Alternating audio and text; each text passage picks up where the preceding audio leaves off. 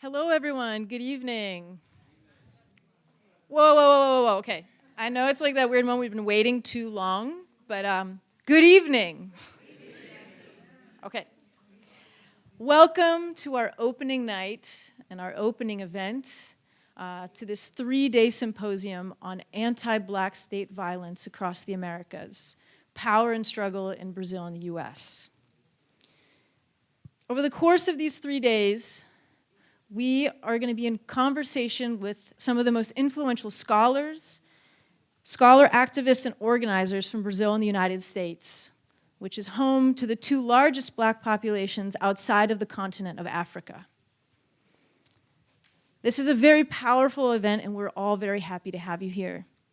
This event was primarily organized by a multidisciplinary group of graduate students. This really big event was graduate students. We call ourselves the Luta Initiative. I am one of the directors of this particular event of the initiative, along with Jessica Compton, my co-director over here, and with really important guidance from Professor Tiana Pachel. I'm not going to steal the mic for too long because we have some really amazing speakers. But I really want to emphasize 2 main things. This event is extremely historic and unprecedented for many reasons, and I'm going to name 2. One is never in the history of UC Berkeley have so many sponsors, so many centers, institutes, and departments supported an event with a title that has the word anti-Black violence in it. Never mind the added words of power and struggle.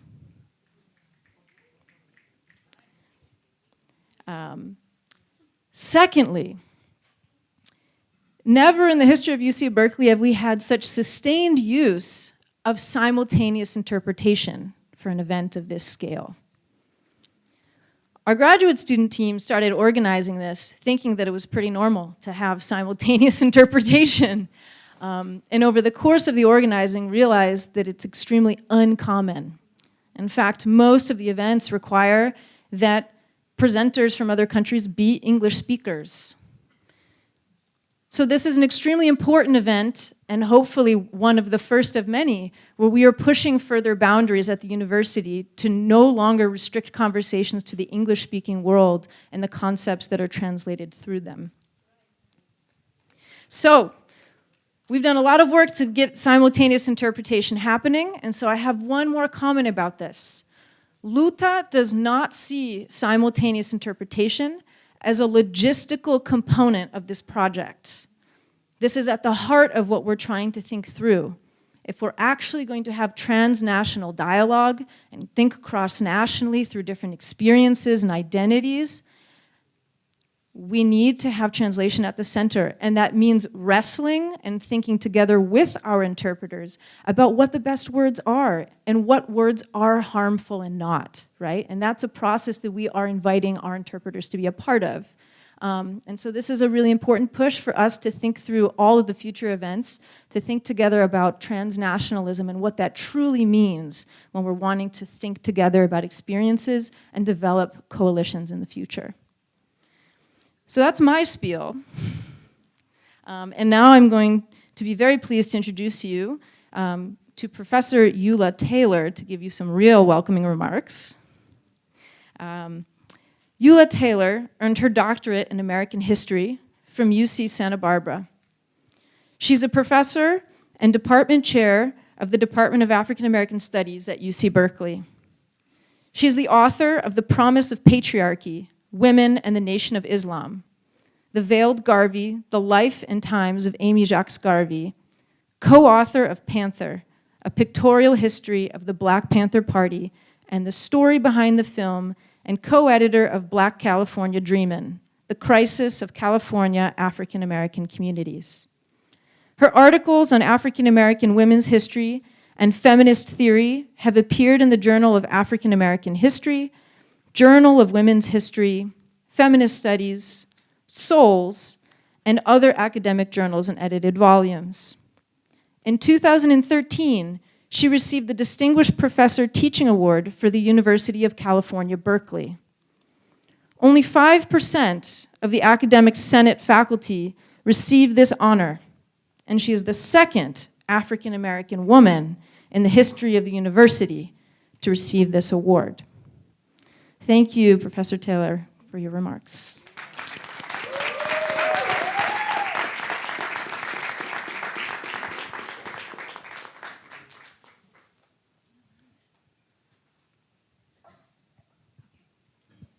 Thank you so much. Good evening, early evening. So glad all of you are here. I want to begin with a tradition that's very, very important across the Americas, and that is the pouring of libation. And so I've asked my former student, Rashid Shabazz, to come up and to pour libations to open up this conversation and to recognize all of those who have gone before us. So Rashid. Thank you, Dr. Bismillah. All right, assalamu alaikum. Alaikum salam. Peace be with you all. So before I begin the libation and explain the process, as I was taught, you have to first ask for permission. So may I continue?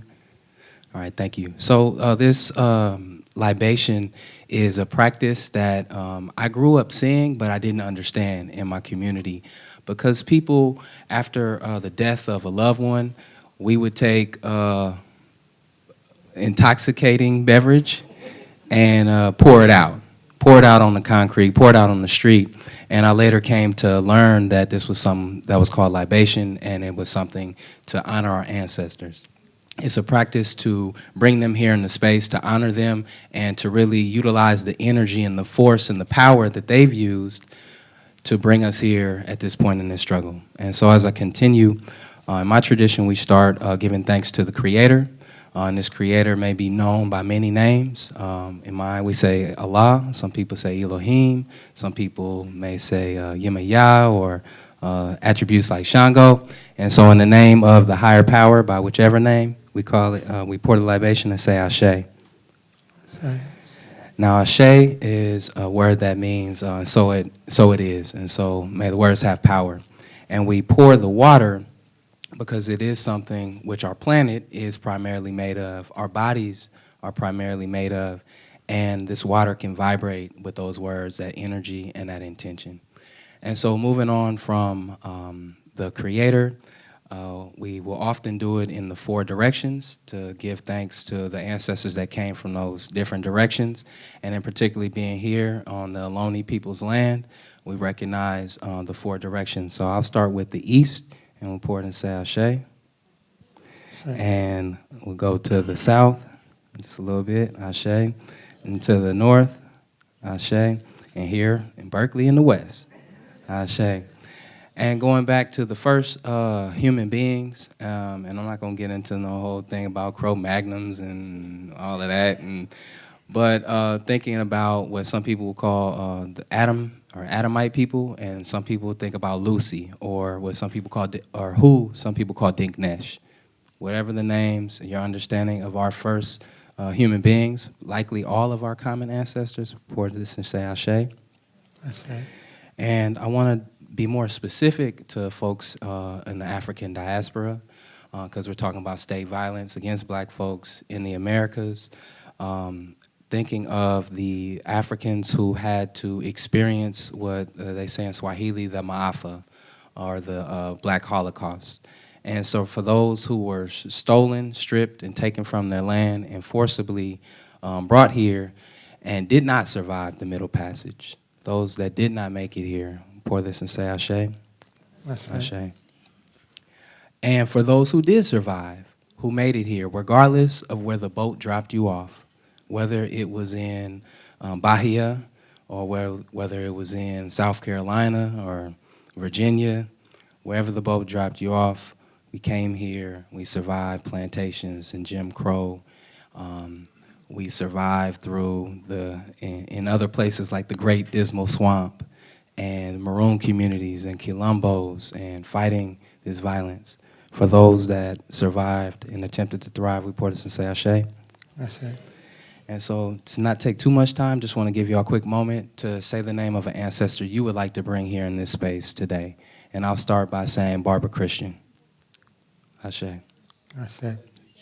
Ashe. Say their names. Ashe. Say their names. Ashe. Clyde Woods. Ashe. Ashe. Ashe. And so for all those whose names we will never even know, we'll pour this and say Ashe.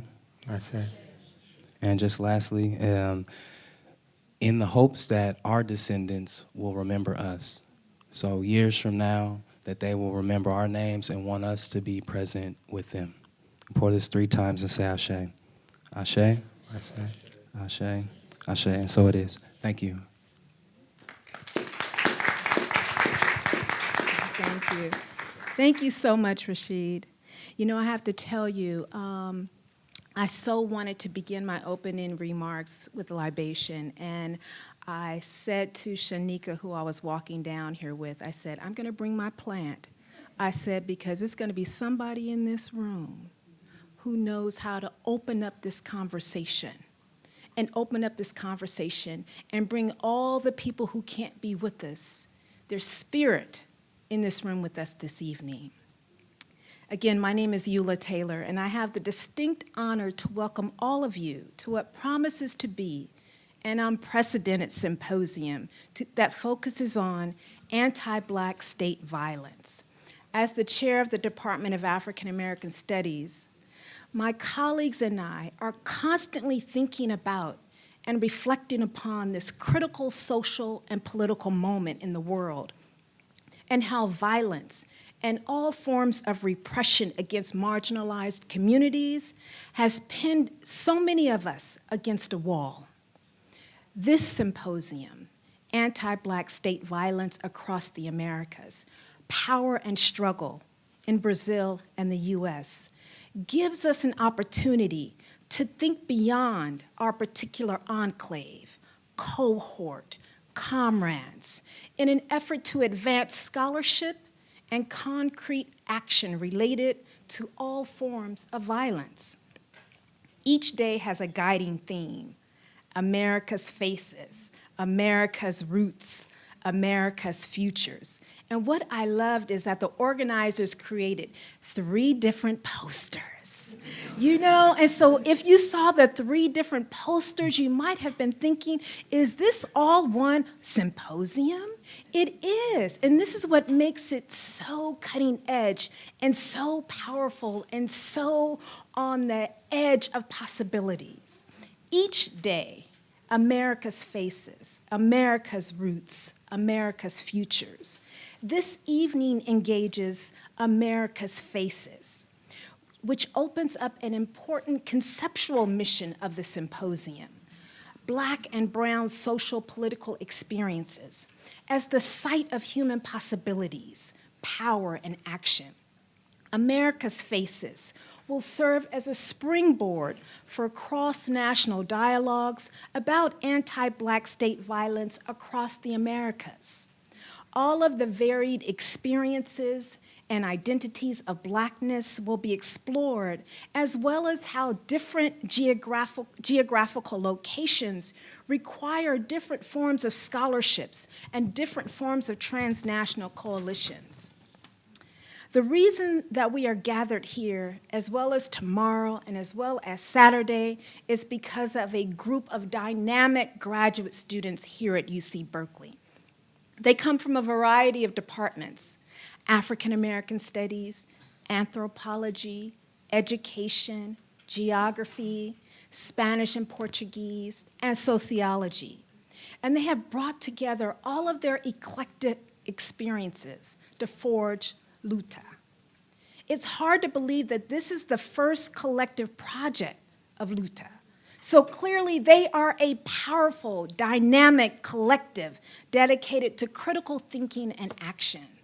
My colleague, Professor Tiana Pichel, has been very important in supporting and guiding all of their efforts. And so we want to show love and appreciation to all of the organizers.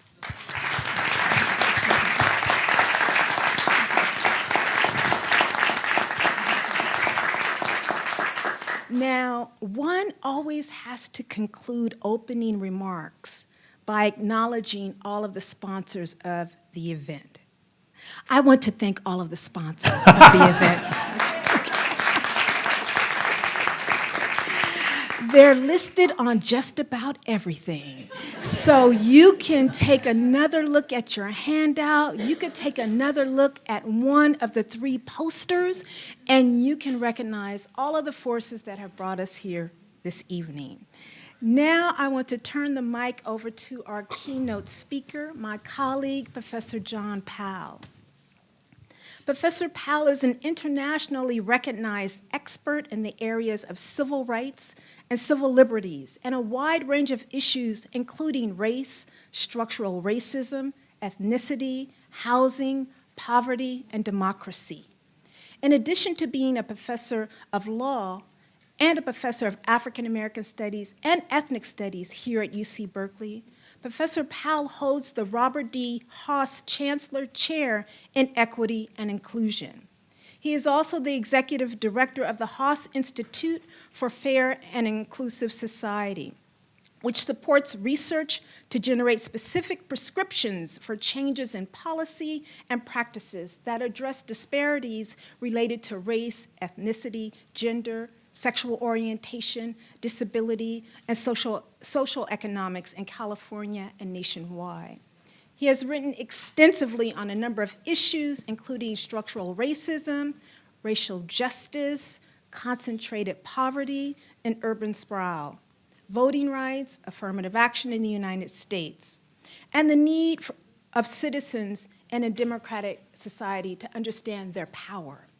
His most recent of many books, Racing to Justice, Transforming Our Conceptions of Self and Other to Build an Inclusive Society, was published in 2015, and it challenges us to replace attitudes and institutions that promote and perpetuate social suffering with those that foster relationships and a way of being that transcends disconnections and separations. So I'm going to turn the mic over to John Powell, and then thereafter we all have the opportunity to watch and witness an amazing film. Professor Powell.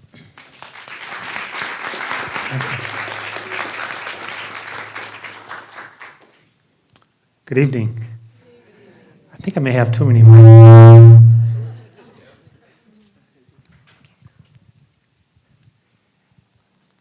So it's really great to be part of this inaugural event. And I think in terms of the work that the students have actually demonstrated, it gives us reason to actually believe that they're building, that you're building, that we're building a bridge to the future. And let me just tell you a little bit more about myself. I was part of a research team, a 3-year project that looked at, among other things, racism in the United States, Brazil, and South Africa. It was actually a fabulous project. There were 2 researchers from each country, and we went around and made some comparison. And out of that came a book called Beyond Racism, written by Lynn Huntley, who passed away some time ago. It was interesting reading the book, because now the book is a little dated. I think it came out in 2001, so I want to know, what was I thinking in 2001? But it's interesting to read about the comparison between those 3 countries, because as it suggested, Brazil, the United States, and then you throw in South Africa, have the most, not only the largest population in South Africa, being in Africa, but of sort of oppressive anti-Black racism as an expression in the world. I'm also part of this project, which is actually bringing 40 or 50 scholars together, looking at issues about anti-Black racism. So I want to just start off by commending the organizers, because most of the time, at least in the United States, we have a hard time saying race. Our mouths are not even structured to say racism. You know, we choke when we say racism. And to say anti-Black racism, you must be a radical. There must be, anti-Black racism. But when we think about racism in the Americas, and I would say in Europe, it really is organized largely, not exclusively, but largely around anti-Blackness. And so when we talk about anti-Black state violence, it informs, getting some feedback, it informs not only what's happening, again, in the United States, but what's happening throughout Western society. Anthony Marks was part of that group that went to South Africa, Brazil, and the United States. He wrote a book called Making Race, Making Nation. His argument is that the nation state, which is not that old, the nation state was largely about making race. And it's interesting because the nation state is undergoing a lot of stresses right now. As an organizing principle, it's under tremendous stress.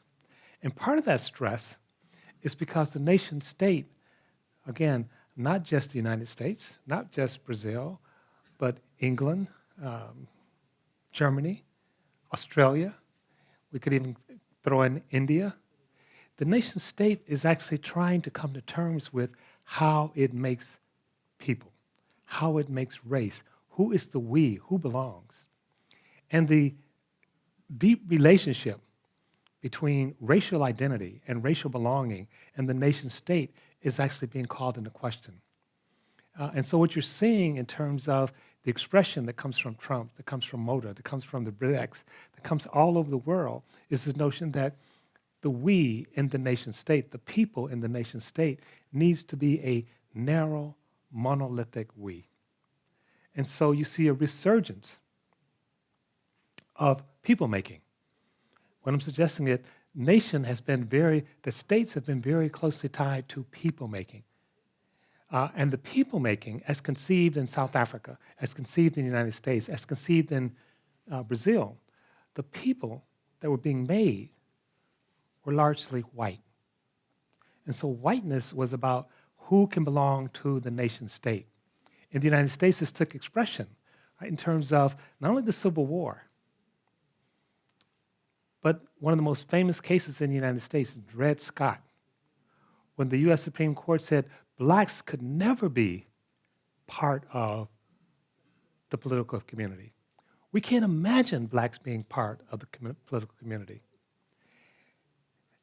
The expression in South Africa was very similar.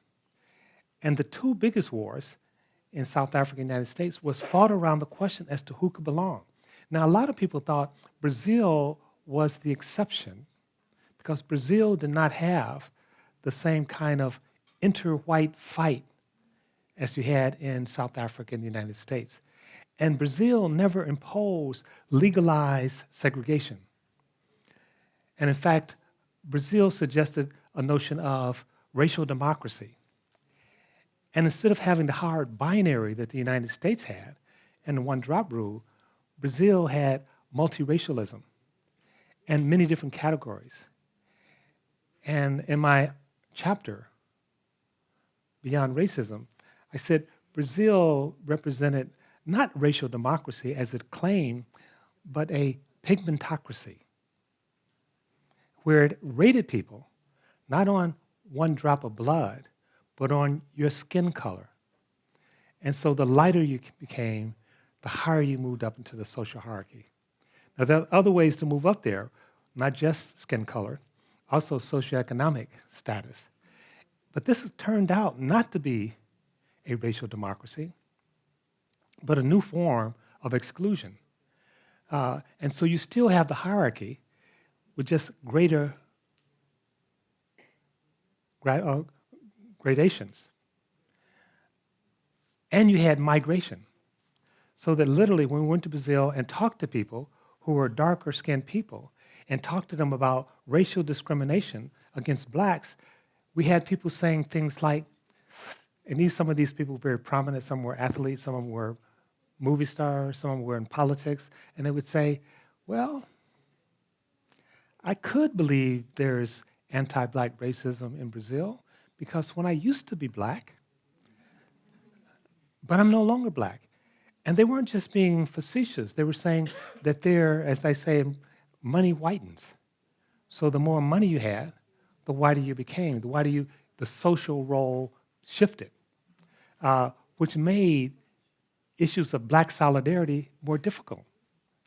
Because every time you got someone who was potentially successful, who could begin to use the knowledge you get here at Berkeley, or the knowledge you get, the power you get from these different places, the person would also have an escape hatch. You no longer have to be black. You can identify as something other than black. Now, what you're going to be dealing with in this conference is anti-black violence. I want to suggest a couple of things. That's actually a very important but also very complicated subject. I was teaching a class several years ago, and I started off the class in terms of taking indigenous land in the United States. And some of my white students at some point, I forget what the name of the class was. It wasn't a class about Native people. It wasn't a class about indigenous people. So one of the white students raised his hand and he said, "Professor Powell, why do we have to study the history of Native Americans? That's not what this course is about." And my response was, we're not. We know nothing about Native Americans. This is the history of the United States. This is your history. This is your origin story. It starts with taking the land of a people and enslaving another people. Now, the land that you take tells you nothing about the people. The people you enslave tells you nothing about those people. It tells you about yourself. It tells you this is your origin story. So really, every white American, every white Brazilian needs to understand slavery, not because you're going to understand Africa, but it's the origin story of Brazil. It's the origin story of the United States. And so part of the turn in terms of understanding anti-black violence is that anti-black violence is about both state building. This is how we build a state. This is how we constitute a nation. By first of all, being clear on who's excluded. We draw boundaries, not by just who's in, but who's out, and those who are in, how we exclude and exploit some in favor of others. So in terms of understanding anti-black violence, I would posit that what we're really studying is whiteness.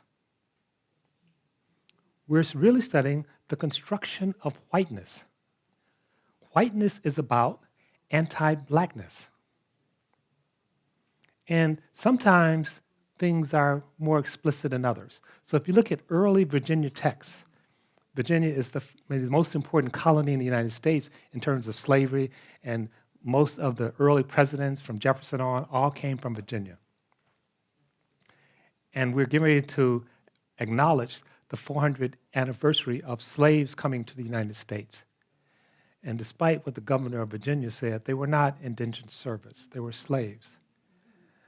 But when you read, it's interesting, part of the complexity is the nation state had not formed, and the nation state didn't have an official role, so it was kind of messy.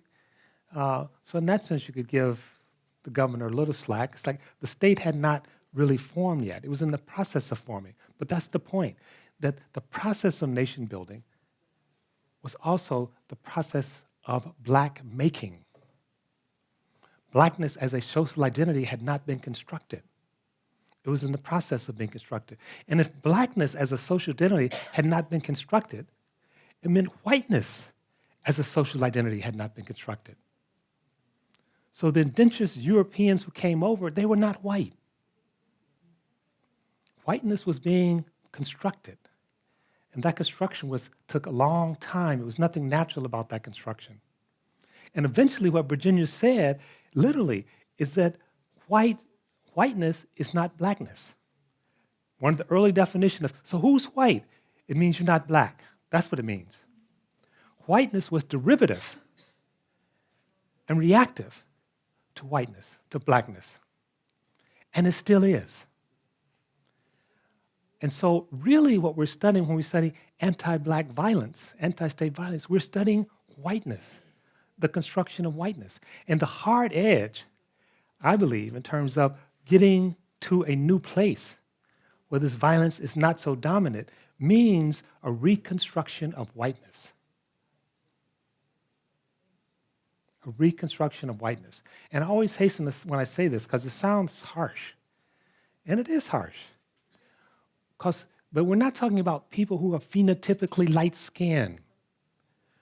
We're talking about an ideological social position of whiteness, which only existed at the same time that we were constructing the nation state. We constructed the nation state, especially in the United States, Brazil, and in Europe, for whites by excluding blacks.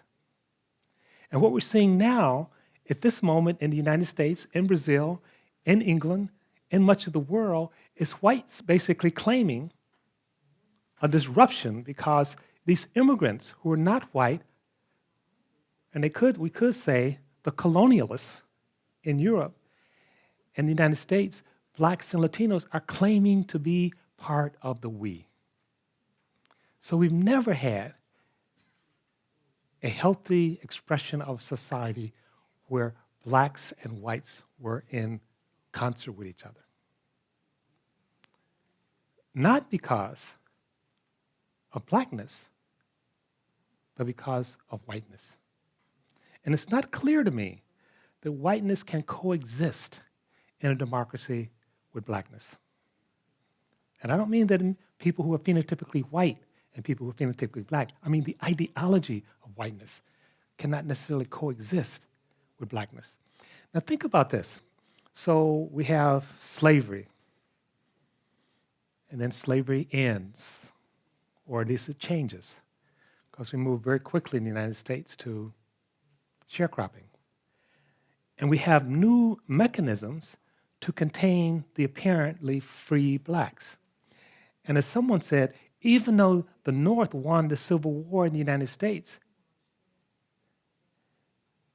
and blacks won the war in South Africa, and Brazil didn't have a war, the most virulent whites actually prevail. So the laws of segregation, the laws of anti-miscegenation, the laws of disinvestment, the laws of policing people, the laws of racial profiling, all come from the southern expression of whiteness in the United States, the most virulent whites in Brazil, and the Afrikanders in South Africa. So they lost the war, but they're winning the social construct. Trump is not, to use just to name it, Trump is not a descendant of Lincoln. He's a descendant of Jefferson Davis. And I sometimes say in the United States, we're fighting the Civil War, it's no longer a Civil War. It's a national war, and the South is winning. And winning in Wisconsin, winning in Michigan, winning in California, winning in Brazil. Now again, it's important just when talking about this to sort of think about blackness in a different way, to think about whiteness in a different way, and to think about state violence in a different way. Because the most extreme form of state violence that we think about is the police or the military going into favela, actually beating up people and arresting people, going into Ferguson with tanks. But the violence happened before that. Because we have segregation, and people sometimes don't understand this. I just read a report saying that in the United States, the most segregated population are whites. And I think that's problematic for a couple of reasons. Because segregation has never just meant separating people based on their phenotype. Segregation is about the distribution of opportunity and resources. And so when blacks are segregated, they're not segregated in a space where there are good schools. They're not segregated where there's grocery stores. They're not segregated where there are roads. They're not segregated where there's high-speed internet. They're segregated from opportunity. They're segregated from resources. So the segregation, when you think about it that way, is a way of distributing largely state-sponsored resources so that one group has it and another group doesn't have it. And the reason that's important is because when people say whites are segregated, they're drawing unprincipled symmetry between whites and blacks. I'm separated from you, you're separated from me. But where I'm separated, I don't have any resources. I don't have water to drink. I don't have food to eat. I don't have schools and roads. And you have all those things. So if we're going to be segregated, I want your segregation, not mine. And so part of what's happening is the hoarding of privilege. It's the hoarding of resources. It's the hoarding of identity itself. So whiteness then becomes associated with good neighborhoods, with good schools, with clean water, with espresso coffee. And then that gets seared into our mind. So the violence then happens not just in terms of the police, but the violence happens in terms of keeping people isolated from resources. And I did a study several years ago on racial profiling. And everyone assumed that racial profiling was the most extreme in black communities, in Brazil, in South Africa, in the United States, because those communities had more crime and those communities had more drug dealing. It turns out that was not the case. It turns out the most high expression of racial profiling was when blacks wandered into white neighborhoods. What the police were really doing was keeping people contained for the benefit of another people. So they're already in prison, if you will, even if they can move around. And at some point, it's like, okay, you got out of your space. So I've literally been stopped by police, and they said, "What are you doing here? You're too close to opportunity.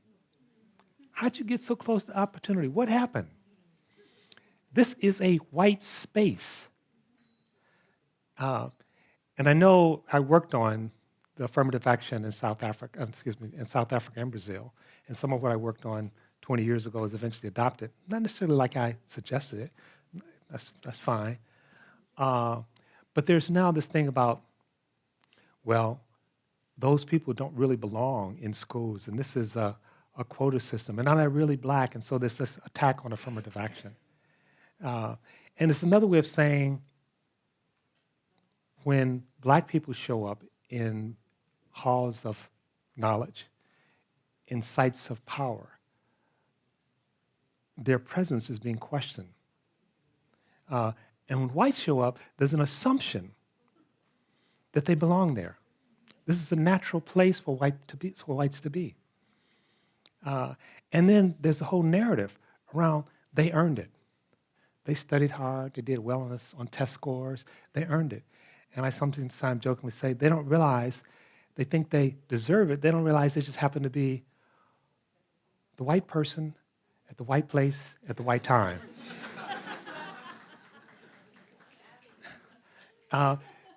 So let me end by saying just two things.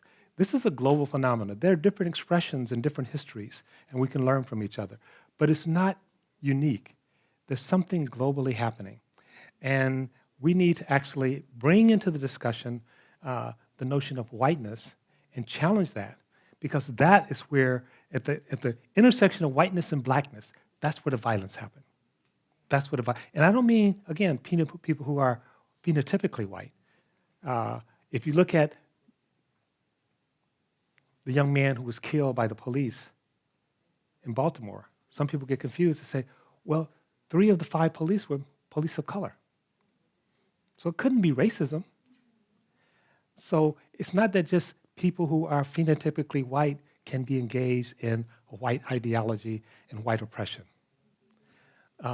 So this is the challenge, to sort of think about this more globally, to think about how these concepts of whiteness and blackness not only show up in terms of how we police our bodies, but how we police space, how we police knowledge, how we police resources, how we police social institutions. And if we move beyond that, what does it look like? If we were to destabilize whiteness so that it wasn't so pernicious, it wasn't so dangerous, it wasn't so, at the same time, vicious and fragile at the same time, then what does it look like? Actually, we don't know. We have no idea of what whiteness would look like that really was inclusive, that really didn't need to dominate, that really wasn't predicated on separation and violence. And that's the challenge. That's the challenge.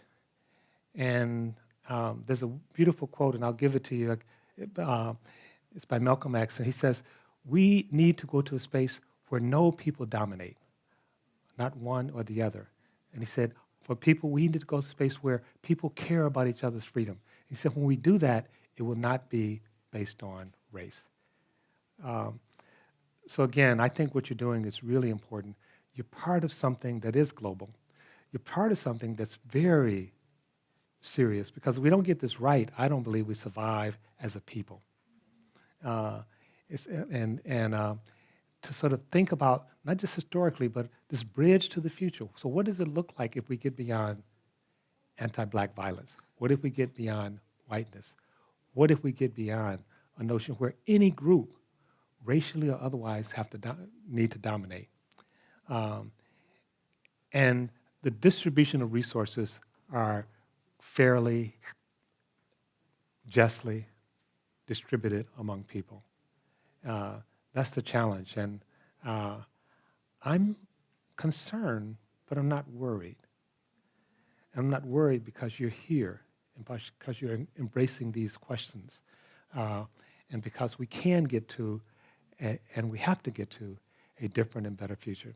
So thank you for having this conference. I was told to remind you, after things open, there's going to be this film, and I think it's, I don't know if you want to come up and.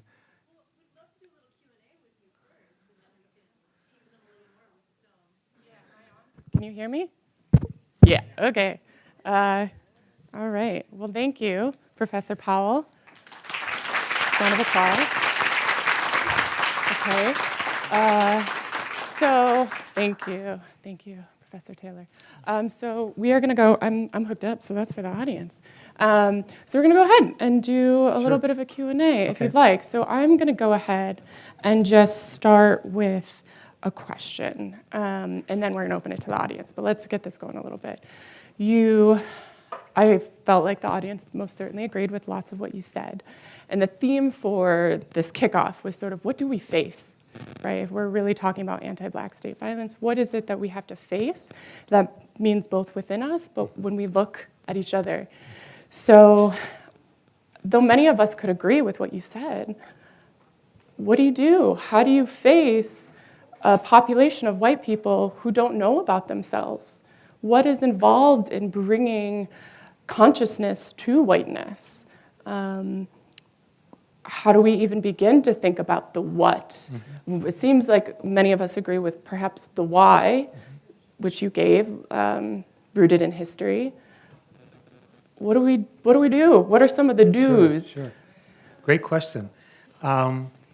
Let me tell you a real situation that just happened here in the United States. We worked, the Haas Institute, along with others, we worked on this last election. Excuse me.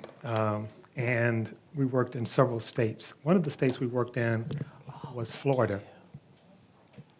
And we worked on voter restoration. I'm sure many of you have heard of that now. The voter restoration effort in Florida. Desmond Meade was the head of that effort. Desmond is African American. And in order to restore votes in Florida, you have to get 60% of the vote. And what Desmond said, he said, there are not enough Black and Latino voters in Florida to get to 60%. And so what he said in response to your question, he's saying we have to actually reach out to white voters as well. And we can't get to 60% unless we do that. So he actually hired as his political director a white guy who was from rural Florida, who has, returning from prison, returning citizen, that was a Trump supporter. Now, the good news is they not only won, they got to 60%, they got to 65%. As a result of that, you're having the largest enfranchisement in American history since 1920. The last time we saw such a large enfranchisement of Americans was when women got the right to vote in 1920. But the point is, he basically told a story that, in a sense, invited whites into a relationship where, no, you don't get to dominate, but neither do we get to dominate. And now, 1.4 million people who couldn't vote can now vote. And how do you actually then build, not take that, we don't want them just to vote, how do you actually construct a new we, where they don't see their life chances in direct opposition to blacks and brown people? That's been happening all over the country, and that's big and it's small at the same time. So that's the how. We actually come up with a vision, and we talk about it at the Institute in terms of bridging and breaking. How do you actually bridge with people to say we actually share a common future? And that future actually requires that no one dominates. Not you, not us, that we do something together, we build the future together. We actually know a fair amount of how to do that. We don't do it very often. So I think there are many different expressions of that. And we've had some really incredible victories in this last election and beyond. So I would say as we fight, sometimes as we sort of fight anti-black violence, and as we fight whiteness, we do it in a way that actually exclude whites altogether. Yeah. We don't give them a path out of their whiteness. Now, they may not take the path. That's a different question. But it seems King used to have this thing that when people asked him about the racists in the South, he said, I'll leave the door open and I'll leave the light on. They can come. I'm not going to go chasing them. Right. But if they want to come, they can come. Sometimes we get so mad at white people. It's like, if they come, I'm beating them up. They better not show up in my neighborhood. And so I'm not saying that our project is mainly about saving white people, but I am saying our project does require us moving beyond whiteness. And I think you're basically knowledge producers. So there needs to be a new vocabulary, because most people, certainly in the United States, and I would say in Brazil, occupy race as an essential thing. Even though it changes all the time, we actually act like it can never change. Or we act like it can only change when capitalism and patriarchal and homophobia and xenophobia all die. Oh, what is that? It's like, and all those things should die. But we can actually make progress before they die, and making progress will help them die. So we don't wait until capitalism ends. We don't wait until homophobia ends. We don't wait until patriarchy ends. We can do stuff now. We can do stuff like they did in Florida. Thank you for that answer. I think one thing that I really appreciate in your response was providing, especially many of the young people here, the concept of balance, that not every white person is going to come along, and that you don't have to give every inch of yourself to try to get them, because they just might not. And time will go on, and things will pass, and they will also pass, and a new generation will rise. And I know from my talks with many young people, from teaching at Berkeley, some of that frustration happens, right? We want this positive change, and so I really appreciate that. And now we absolutely want to open it up to the audience. Please feel free to introduce yourself, and we're hoping to stick just to questions. We know that many of you have many reflections, and we're absolutely going to have opportunities to hear more of those. So any questions for Mr. Powell?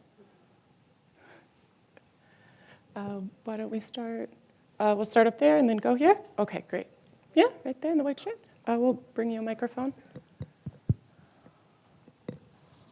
Hi, thank you for your talk.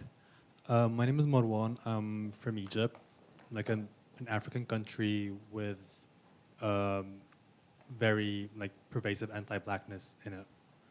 And I was wondering, because you attributed the dichotomy between whiteness and blackness to nation making, how much would you attribute it to very like pernicious profit incentives that has catalyzed like race making?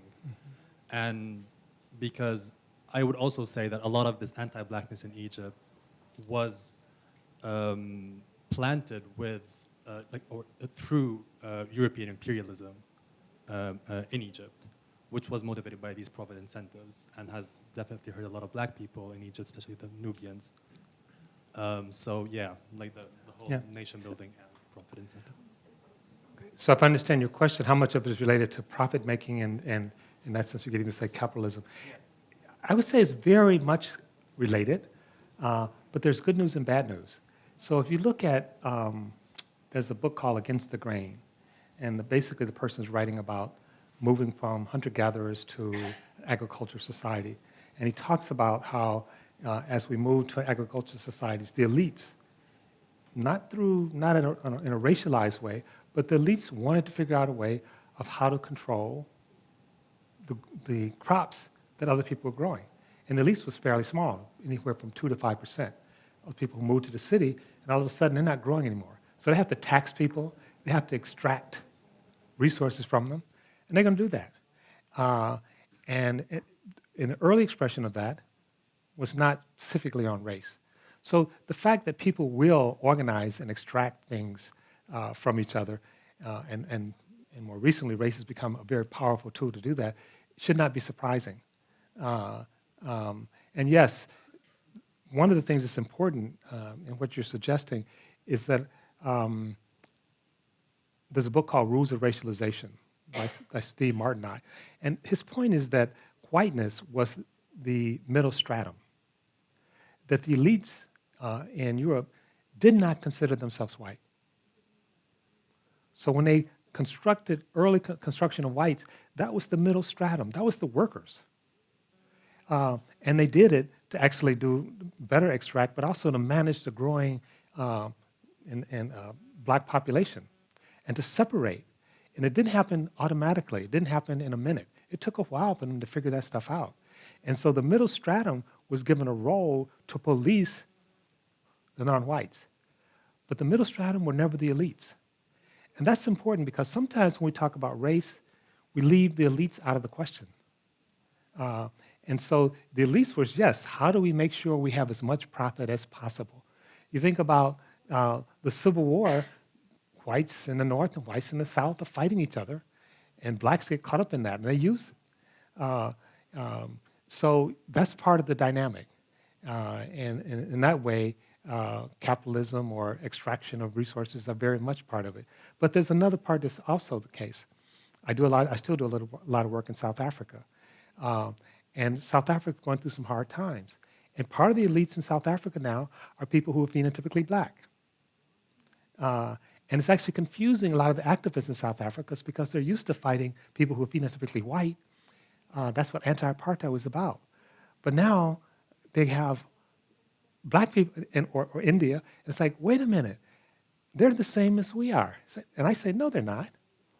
Do you think that the Queen of England, when she was extracting stuff from the serfs, was thinking, I'm extracting stuff from my own people? So in a sense, we had fallen into the trap of naturalizing race and instead of understanding how it's being used. So I think we have to do that and not, so yes, that's part of it. But part of the reason that was effective, or part of the reason they did that is because if the Europeans and Africans came together, that's a very powerful coalition. And then you could actually redistribute how we actually think about those resources. And so the elites have a vested interest in making sure that does not happen.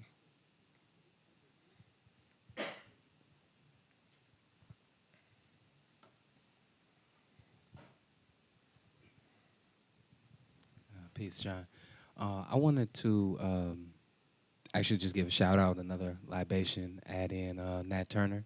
I was trying not to go all there with the libation, but yeah, I just want to bring Prophet Nat in here. I I have two questions. So first, you referring to the 400-year anniversary, for lack of a better term of it, of Africans being forced. Oh, That's fine. say it with my chest, as the. So Nat Turner, shout out to Nat Turner. And I wanted about the 400-year anniversary of Africans coming to the U.S., being enslaved. You referred to folks as slaves, and there's this conversation of whether people should be referred to as slaves or enslaved people, enslaved Africans. So I wanted to get first your take on that. And then secondly, you said that Blackness was something that was constructed here. And sort of in my own understanding, studies of like Sudan being called the land of the blacks, or Ethiopian land of the burnt skin, or whatever, I forgot the particular translation, just that idea of like blackness being something that's created here, whereas in some form or other, I understood it to have already existed prior to it being constructed through our enslavement here. So just wanted to share that response and ask those as prompts or questions. Okay, great. So yeah, I think your point about should we talk about people who are enslaved as about people being slave, I think that's a useful move. On the second question, I think when we use, if you think about blackness that's used, 2,000 years ago, it meant something completely different than what it means now. And so the term we use now in terms of black is more, so for example, I sometimes say, born in the United States, I was born a colored boy. And then by the mid-50s, the term shifted. This is a public, no one asked me, right? I became a Negro. And the first public figure in the United States who was black was Malcolm X. And he was actually stating a political space. He was saying, and as James Baldwin recently, this film saying, "I'm not your Negro," right? It's like, what is he saying? I'm not your Negro. What are you, James Baldwin, if you're not my Negro, right? And so Malcolm is saying, I'm black. And I'm old enough to have lived through those iterations. And I can tell you, the pushback from many whites was like, after calling me black, it's like when I'm a kid, it's like, why are you calling yourself black? You're not black, you're brown. And so Malcolm wasn't saying, right? Malcolm was a light-skinned black person. If he was in Brazil, he wouldn't even be black. But he was taking a political stance. And so blackness as a category, not just as a descriptor. Think about this. Most of you have heard, who study the United States, have heard of Plessy versus Ferguson. How many of you have heard of that? Okay. Homer Plessy was an octoroon. He was phenotypically white. But he's black. So we're not talking about a descriptor. We're talking about something else. So what people talked about in the Sudan, and at that period, they were talking about descriptors. And it didn't have the political association. It didn't mean you were inferior. It didn't mean you couldn't excel. It didn't mean all the things that it's come to mean in terms of the European essentialness of blackness. And it wasn't the fear and the dread of blackness that we associate now. I sometimes jokingly say, one drop of black blood will destroy whiteness. Yeah. I say, that black blood, man, that's some powerful stuff. And they said, well, actually, there's no such thing as black blood. Yeah. So what are we really talking about? What we really are talking about is white fragility. Mm-hmm. The whiteness is so thin that if you look at it, it starts to dissipate. And it should, because it's a hoax. It's not real. In terms of genealogy, and a lot of people don't realize this, the most mixed people on the planet are people who are phenotypically referred to as white. Mixed. And even before, when they used to say the average is African American, has 75% of African Americans have 25% white blood, whatever the hell that means. But here's the interesting thing. 54% of whites have 5% black blood. And yet when I say that, none of my white friends say, oh yeah, that's me. It's like, no one, they will claim Indian blood, right? I'm Chico, I'm half Cherokee, but none of them say, yeah. Even Thomas Jefferson, right? So part of it is the constructedness, which we have to sort of dig into, and the association. So that's what I mean, blackness. I don't mean phenotypical of blood. I mean the association of Blackness with inferior, subhuman, that came out of the Enlightenment period. Thank you so much. Thank you for your questions. I know there's I can look at these faces and see there are so many more questions, and really we could be here all night. However, we do have another event after this. So I would like to welcome you all, whether you registered or not, to stay for the next event, which will be a documentary showing. And then after that, we will also have some light refreshments, some time to speak to these questions, to speak to one another. If there's somebody in this room that you were hoping to speak to, we hope that you come back and join us. Even if you got to go run a little errand, maybe you'll come back for some light refreshments. We do too hope that you will join us. If you just have an urgent question, maybe you'll be able to catch Professor Powell on his way out. And just thank you all so much. You are going to make this event everything that it is.